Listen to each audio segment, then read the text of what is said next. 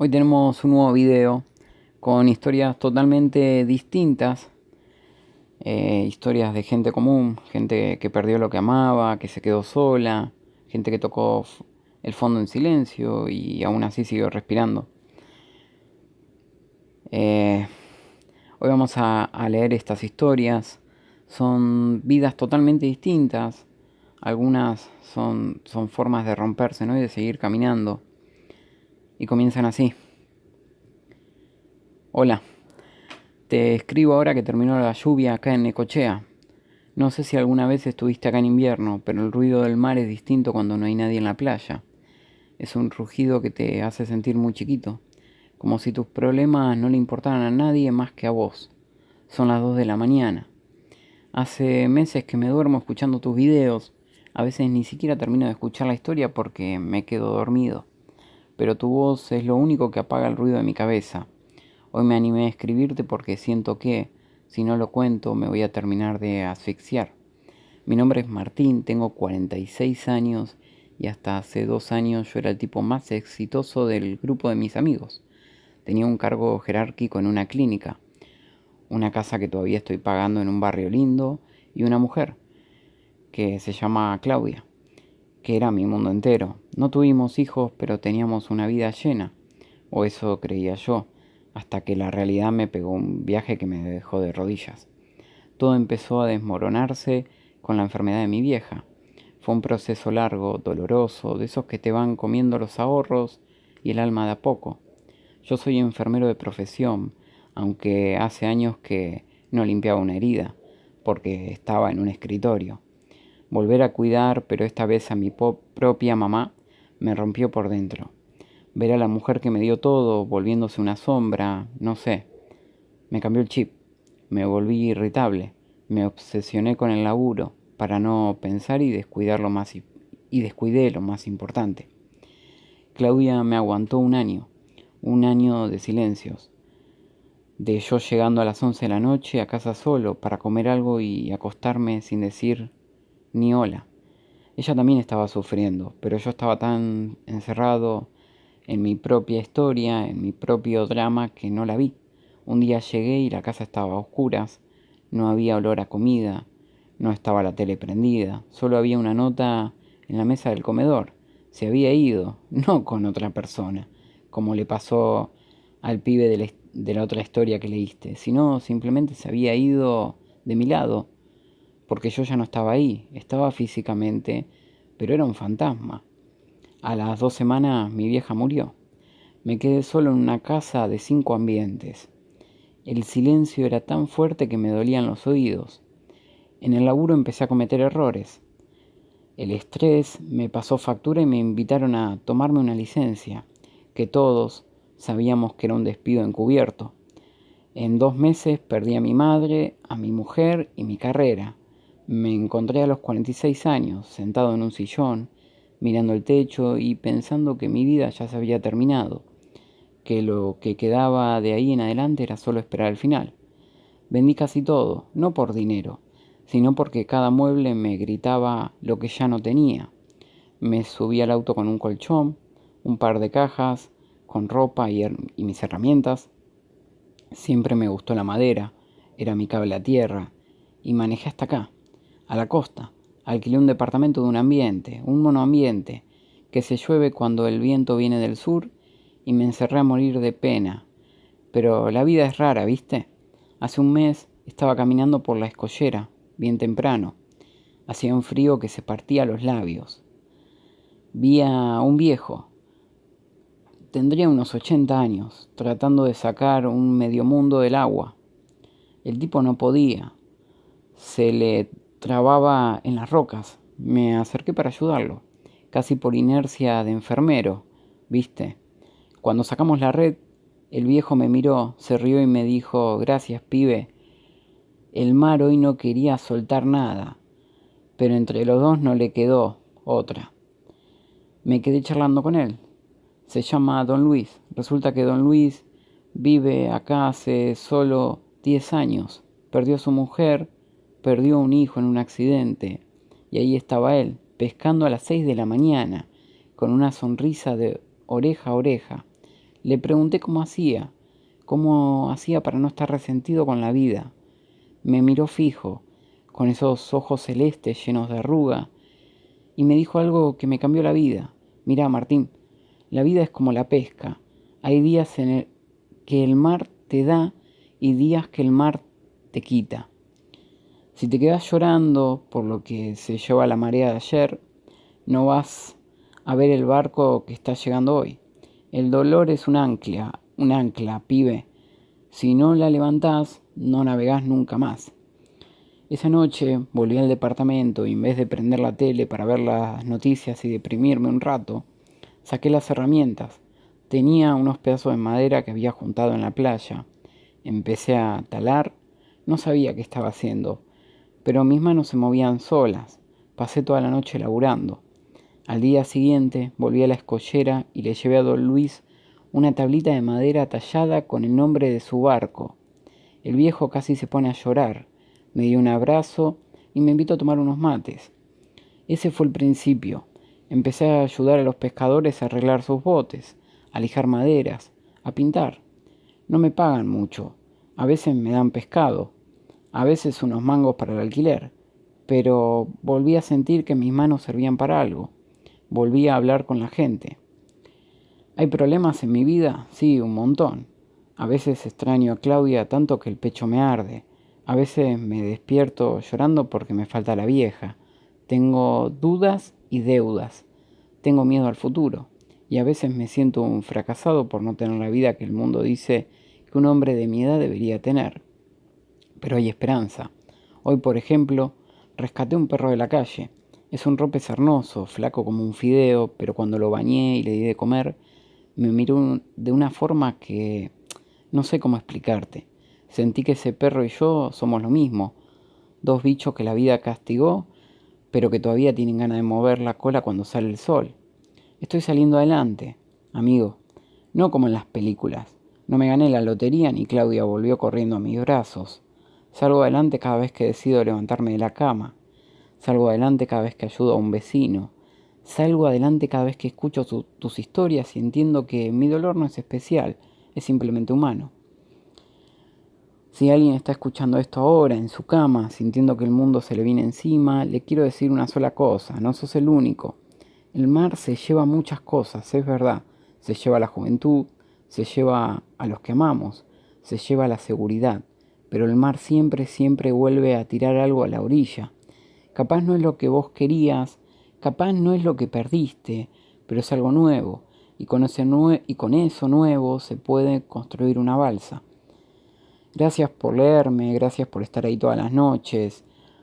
Ahora voy a intentar dormir un poco, que mañana tengo que ir al puerto a ayudar a don Luis con un motor que no arranca.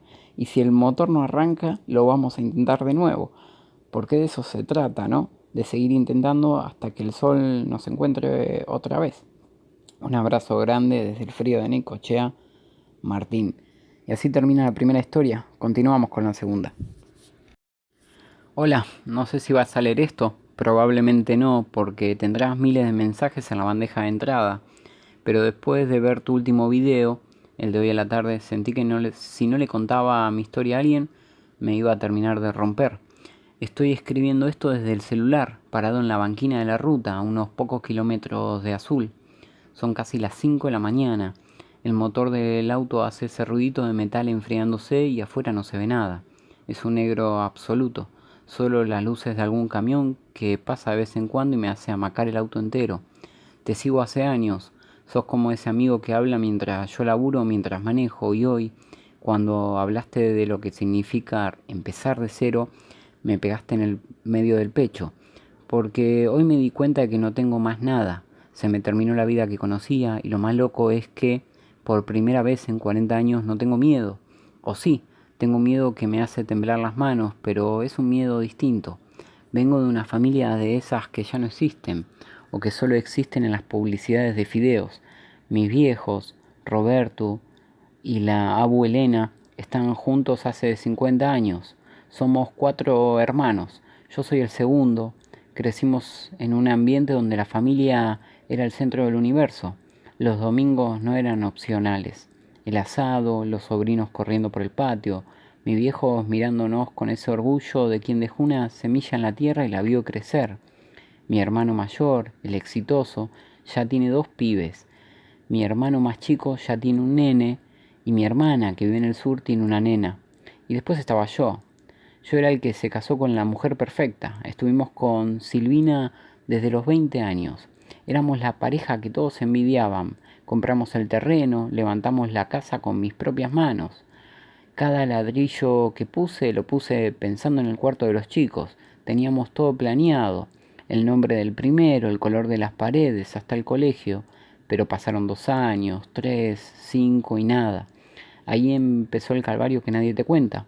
Porque para un tipo como yo, criado en el campo, con esa idea de que ser hombre es proveer y cuidar el apellido, el hecho de no poder tener hijos es como una muerte lenta. Fuimos a todos los médicos, me acuerdo de la cara de Silvina en cada sala de espera. Ella quería ser mamá más que nada en el mundo. Yo la miraba y sentía que le estaba robando la vida, hasta que llegó el diagnóstico final después de 1000 estudios humillantes. El problema era yo, infertilidad absoluta, me dijo el médico con una voz tan tranquila que me dieron ganas de romperle la cara. Me sentí un estafador, sentí que cada vez que mi viejo me abrazaba y me preguntaba ¿y para cuándo el nieto? Yo le estaba mintiendo, no me animé a decírselo. No quería ver lástima en sus ojos. Me callé, me hundí en el laburo, me volví un tipo silencioso, un tipo gris. Silvina también cambió, empezó a mirarme distinto, no era odio, era algo peor, decepción. Me sentía un mueble en mi propia casa. Y acá viene la parte que me terminó de destruir. Yo pensé que nuestro amor era más fuerte que cualquier biología. Pensé que el hecho de estar juntos, de haber construido todo esto, alcanzaba. Pero hace una semana se fue al carajo todo de la manera más sucia posible. Llegué antes del laburo porque se me había roto una máquina. Entré a casa y el silencio era raro. La encontré a ella en la cocina, hablando por teléfono. No se dio cuenta de que yo estaba. La escuché decir, no aguanto más, esto es una tumba. Necesito sentirme viva, necesito un hombre que funcione. Estaba hablando con un tipo, no cualquier tipo. Estaba hablando con un flaco que laburaba conmigo, un pibe que yo había ayudado 1000 veces. No hice un escándalo. Me quedé helado en el pasillo. Ella siguió hablando. Decía que se sentía libre con él, que él le daba la esperanza que yo le había quitado. Cuando colgó y me vio, no me pidió perdón, se quedó ahí, parada, con una frialdad que me dio escalofríos. Me dijo, Javier, no puedo seguir esperando algo que nunca va a pasar. Él me hace sentir mujer, vos sos un recuerdo de algo que no fue. Esa frase me mató. Un recuerdo de algo que no fue. Me fui de casa esa misma tarde, no agarré casi nada. Metí un par de mudas de ropa en un bolso, las herramientas que más uso y salí. No hablé con mis hermanos, no llamé a mi viejo, me subí al auto y empecé a manejar. Llevo varios días dando vueltas por las rutas de la provincia, dormí en estaciones de servicio, comí lo que encontraba, pero hoy mientras te escuchaba algo cambió dentro. Vengo pensando mucho en mi viejo. Mi viejo tiene esas manos curtidas de laburar la tierra. Él siempre me dijo que un hombre no se define por lo que tiene, sino por lo que aguanta. Y yo me di cuenta de que estuve aguantando una mentira durante años. Estuve tratando de ser el hijo ideal y el marido ideal en una obra de teatro que ya no tenía público. ¿Sabés qué es lo más loco de estar acá en la banquina a las 5 de la mañana? Que por primera vez me siento liviano. Sí, me duele tanto que a veces tengo que parar porque se me nubla la vista de las lágrimas. Me duele la traición de la mujer que amé 20 años. Me duele saber que mi sangre termina conmigo. Me duele haber decepcionado, aunque sea en mi cabeza, a mis viejos. Pero por otro lado, se terminó el misterio. Ya no tengo nada que esconder. Ya no tengo que fingir que estoy buscando al bebé. Ya no tengo que bancarme los silencios de Silvina. Hoy, cuando paré a cargar nafta en una YPF perdida, me quedé mirando a un pibito que estaba ahí con su papá. El nene tendría unos 5 años. Se le había caído el helado y estaba llorando como si se le acabara el mundo. El papá se agachó, lo abrazó, le limpió la cara con la mano y le dijo: no pasa nada, campeón, ahora compramos otro. Lo importante es que estamos juntos. Y yo me quedé pensando, yo nunca voy a tener eso, nunca voy a poder ser padre. Pero después vi al playero de la estación, un tipo grande, ya jubilado supongo, que estaba ayudando a una señora a revisar el aceite de un auto viejo. El tipo lo hacía con un amor, con una paciencia, se reía, le explicaba, le daba seguridad, y entendí algo que nunca me habían enseñado en casa. El legado no tiene por qué ser de sangre. El legado es lo que dejas en la gente cuando pasás por su vida. Si yo no puedo tener hijos, no significa que mi vida no tenga sentido. Significa que tengo que encontrar otra manera de dar vida. Capaz mi misión no es criar a un hijo propio, sino ser el tipo que ayuda al que quedó tirado en la ruta, o el tipo que enseña un oficio a los pibes que no tienen padres, o simplemente ser alguien que escucha, como vos haces con nosotros. Me siento un estúpido escribiendo esto, pero te juro que necesito sacar esto. Mis hermanos me están mandando mensajes al WhatsApp. Julián dice que vuelva, que lo hablemos, que la familia es lo primero, pero ellos no entienden. Ellos hablan desde su comodidad, desde sus casas calentitas, con sus hijos durmiendo en el cuarto de al lado. Ellos no saben lo que es sentir que sos el último de tu especie. No voy a volver, no a esa casa al menos. Voy a seguir manejando hasta que el sol me pegue de frente. Tengo ganas de irme bien al sur, donde el viento te limpia la cabeza. Quiero empezar a laburar de lo mío, de carpintero, de arreglar cosas. Quiero que la gente me conozca por lo que hago hoy, no por lo que no pude hacer ayer. Me engañaron, me rompieron el corazón, me hicieron sentir que no era un hombre completo, pero acá estoy, sigo manejando.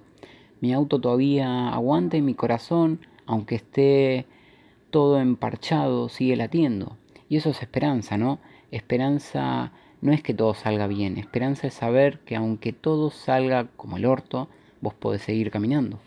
Tu video de hoy terminaba diciendo que el amanecer siempre llega, aunque parezca que la noche es eterna. Y mira vos, justo ahora que estoy terminando de escribirte esto, el cielo allá a lo lejos se está poniendo gris claro. Ya casi no hay estrellas. En un rato va a salir el sol y yo voy a poner primera y voy a seguir. Le voy a escribir a mi viejo, pero no le voy a pedir perdón. Le voy a decir la verdad, le voy a contar todo. Le voy a decir que no va a tener más nietos de mi parte, pero que va a tener un hijo que por fin se respeta a sí mismo. No sé si lo, no sé si lo va a entender. Él es de otra época, pero es lo que hay. Prefiero su rechazo que su lástima. Gracias por estar ahí, aunque no sepas quién soy. Gracias por ser esa voz que me acompañó en los kilómetros más oscuros de mi vida. A veces un extraño en YouTube puede salvarte la vida más que la gente que duerme en tu propia cama. Perdón por lo largo del email, solo necesitaba saber que estas palabras salían de mi pecho y quedaban en algún lado. Ahora voy a guardar el celular, voy a lavarme la cara con agua fría y voy a ver el amanecer desde la ruta. No sé dónde voy a dormir mañana, ni quién voy a ser dentro de un año, pero sé que hoy soy libre y eso, después de tanto quilombo, me parece una bendición. Cuídate mucho, seguí haciendo lo que haces. No tenés idea de cuántos tipos como yo, rotos y perdidos en la mitad de la nada, le das una razón para no soltar el volante. Un abrazo grande de un suscriptor que por fin entendió para qué sirve la vida, Javier. Hola, ¿cómo estás? Te escribo con un nudo en la garganta, pero con la mano firme. Son las 3 de la mañana acá en Mendoza. Hay un viento sonda suave afuera, de esos que te resecan la piel. Y yo estoy acá, en la mesa de la cocina, con una taza de té que ya se enfrió y el reflejo de la pantalla del celular en mis anteojos. Te descubrí hace unos meses, en una de esas noches donde el silencio de la casa me pesaba más que el pecho. Te escucho y siento que de alguna manera nos das permiso para estar mal y eso es algo que nadie te da hoy en día. Mi nombre es Elena, tengo 54 años. Si me hubieras preguntado quién era yo hace unos pocos años atrás, te hubiera respondido: soy la mujer de Jorge, la mamá de Facundo y de Mili y la hija de Doña Rosa. Te hubiera dado una lista de mis dueños, ¿entendés? porque yo no era nadie, yo era una función. Era la que hacía las compras, la que lavaba los guardapolvos, la que mediaba en las peleas de los domingos y la que cuidaba a mi vieja con Alzheimer.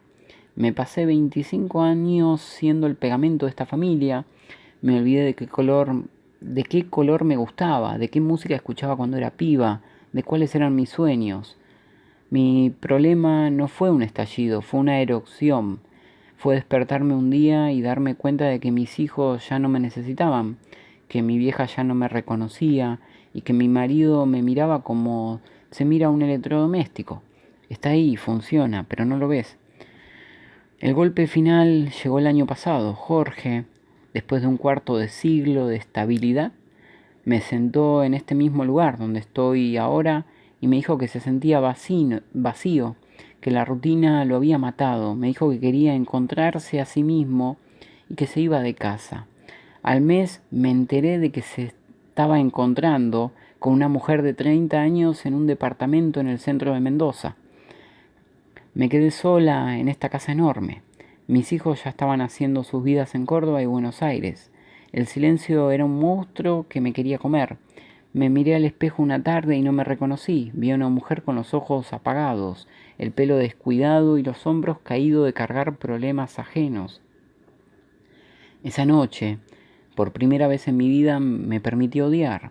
Odié a Jorge, odié a mis hijos por haberse ido, odié a mi vieja por olvidarme y me odié a mí misma por haberme dejado para lo último.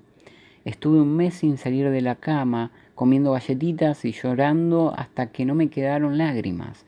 Me sentí una basura vieja, algo que ya no sirve. Pero una tarde pasó algo estúpido, algo de la vida real. Se rompió un caño en el patio y se empezó a inundar todo. Llamé a Jorge, por costumbre, y me dio el buzón de voz. Llamé a mi hijo y me dijo que estaba en una reunión. Me quedé parada bajo la lluvia, con el agua por los tobillos, sintiéndome la persona más inútil del planeta, y de repente algo me hizo clic. Entré al garage, agarré una llave inglesa que era de mi abuelo y volví al patio. No tenía idea de lo que estaba haciendo. Me mojé toda, me corté la mano, terminé llena de barro, pero cerré la llave de paso y arreglé el cuerito yo sola. Cuando terminé, me senté en el barro y me empecé a reír. Me reía a carcajadas, como una loca. Hace 10 años que no me reía así. Ese pequeño triunfo, arreglar un caño de mierda, fue mi primera victoria como Elena, no como la mujer de... A partir de ahí empecé mi reconstrucción. No fue fácil, te juro que no. Tuve que aprender a estar sola sin sentirme solitaria. Empecé a ir a un taller de cerámica, algo que siempre quise hacer y que Jorge decía que era perder el tiempo. Mis manos, que antes solo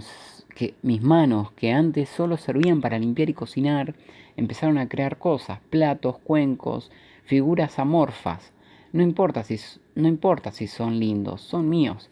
Vendí el auto grande que usamos para los viajes familiares y me compré un auto chiquito, usado, solo para mí. Empecé a viajar los fines de semana a pueblitos acá en la montaña, sola, con un termo, un libro y tu canal de fondo. Al principio me daba vergüenza entrar a un restaurante y pedir mesa para una. Sentía que todos me miraban con lástima, pero un día me di cuenta de que nadie me miraba y eso fue lo más liberador del mundo. Soy invisible, qué maravilla, puedo ser quien yo quiera. Hoy, un año después, te escribo esto para decirte que hay esperanza después de los 50. Hay esperanza cuando te rompen el corazón después de media vida.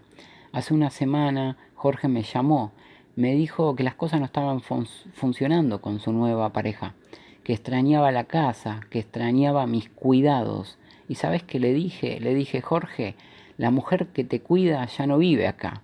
Esta casa ahora es un taller de cerámica y yo tengo que levantarme temprano mañana para ir a ver el amanecer al Cristo Redentor. Me pidió perdón llorando, le corté, no por rencor, sino porque ya no tengo lugar para su drama en mi nueva vida. A mis hijos le costó entenderlo, me decían, mamá, estás distinta, estás más egoísta. Y yo les dije, no, hijos, por fin estoy siendo yo. Ahora nos llevamos mejor que nunca porque ya no espero nada que ellos me den felicidad. La felicidad me la doy yo con mis barros, mis mates y mis viajes. Todavía tengo noches difíciles, no te voy a mentir. Hay domingos que el silencio vuelve a doler, pero ahora sé que soy fuerte. Sé que puedo arreglar un caño, sé que puedo viajar sola y sé que Elena es una persona que vale la pena conocer. Gracias por acompañarme en mis noches de insomnio, gracias por leer las historias de otras personas, porque me hicieron entender que no era la única mujer que se había olvidado de su nombre. Si hay alguna mujer escuchando esto que siente que ya le pasó el tren, le quiero decir, bajate de ese tren que no es tuyo y empezá a caminar. El camino es hermoso cuando lo elegís vos. Un abrazo grande desde la tierra del buen vino, Elena. Hola, te escribo desde el balcón de un departamento interno en Buenos Aires.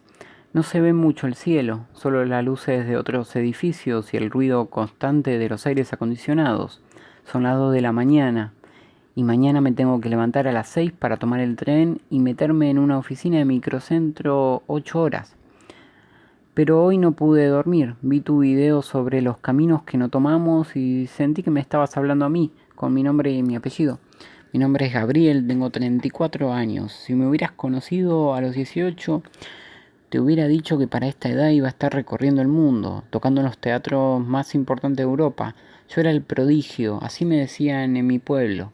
Mi vieja hizo milagros para pagarme el conservatorio. Mi viejo laburaba horas extras para que yo tuviera el mejor piano que podían comprar. Yo no jugaba a la pelota, no salía de noche, yo estudiaba escala hasta que me sangraban las puntas de los dedos. La música no era un hobby para mí, era mi oxígeno. Sentarme frente a las teclas era el único momento donde yo sentía que el mundo tenía sentido, que todo ese desorden de la vida se volvía armonía. Pero el destino es un autor con un humor muy negro. A los 22 años, a meses de una beca muy importante para estudiar en Viena, tuve un accidente, algo tonto, de esas cosas que no deberían pasar, una caída en la calle, una mano que se apoya mal, una fractura que parece simple, pero que toca un nervio. Los médicos hicieron lo que pudieron, pero me lo dijeron clarito. Vas a tener movilidad normal, Gabriel, pero la precisión para el nivel de concierto se terminó. ¿Sabés lo que es que te arranquen el alma y te dejen el cuerpo vacío? Fue como si me hubieran cortado las alas en pleno vuelo. Pasé años odiando al mundo, odié a Dios, odié la calle donde me caí, odié a los médicos. Vendí mis partituras, cubrí el piano con una manta pesada de lana y me busqué un laburo de administrativo. Me volví ese tipo gris que ves en el subte, el que no mira a nadie, el que tiene los hombros caídos. Me casé, me divorcié, me mudé de casa y el piano siempre ahí, como un cadáver en el living, tapado, juntando polvo. No podía ni tocarlo para limpiar porque el solo roce de la madera me recordaba lo que ya no era. Me convencí de que mi vida era un fracaso. Me sentía un estafador, sentí que le había fallado a mis viejos, que habían invertido tanto en un campeón que terminó siendo un empleado que carga facturas en una computadora.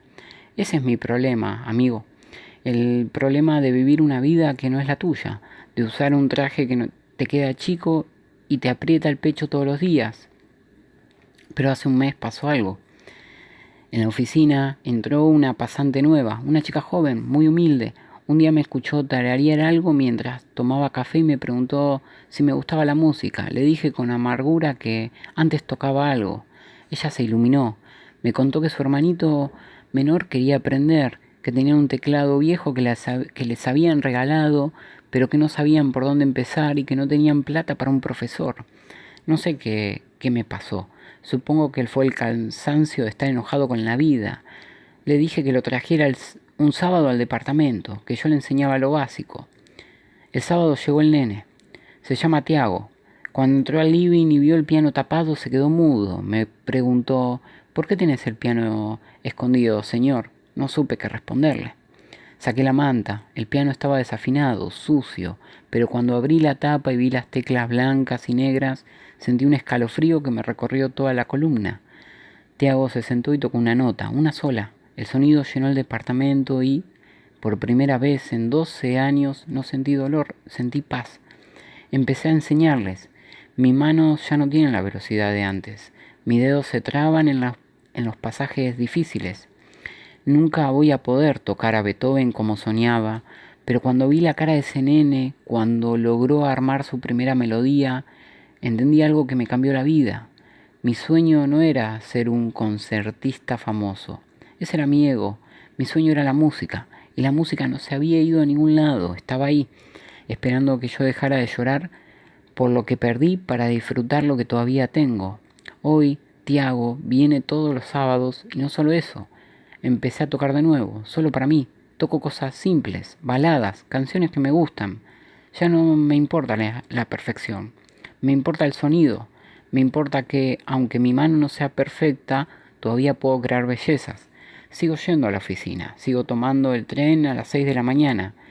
Pero ahora en mi mochila, entre los papeles y la vianda, siempre llevo una partitura. Ya no soy el prodigio frustrado. Soy Gabriel, un tipo que trabaja en una oficina, pero que los sábados regala música a un nene que la necesita. La esperanza para mí no fue recuperar la movilidad de mi mano, fue recuperar las ganas de tocar, aunque sea con errores. Fue entender que un sueño que no termina bien no es el fin del camino, es un desvío hacia un lugar más humano. Te escribo esto porque sé que hay mucha gente escuchándote que siente que se le pasó el tren, que dejó su pasión por el camino, porque la vida se puso difícil. A ellos les quiero decir, destapen el piano, saquen los pinceles del cajón, desempolven los libros, no importa si ya no son los mejores. El arte no es una competencia, es un refugio. Mañana lunes voy a entrar a la oficina con una sonrisa que mis jefes no van a entender y no me importa, porque yo sé que cuando vuelva a casa la música me va a estar esperando. Gracias por el espacio, gracias por el silencio donde podemos soltar estas verdades. Un abrazo desde el centro del ruido, Gabriel.